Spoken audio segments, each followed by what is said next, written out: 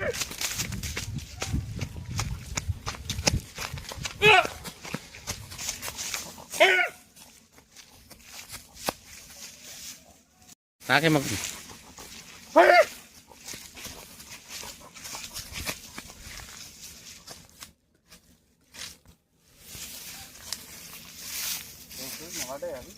నమస్కారం.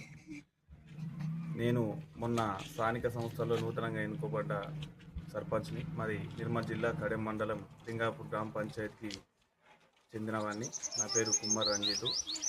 గత 2-3 సంవత్సరాల నుంచి వెళ్ళి మా విలేజ్లో కోతుల బెడద ఎక్కువ కావడం వల్ల ఇంటింటికి తలకు 50 రూపాయలు వేసి బోన్లు చేయించినా కానీ ఆ బోన్లలో కొన్ని పడుతున్నాయి, కొన్ని పడతలేవు. అవి కొన్ని బెదిరిపోయినాయి.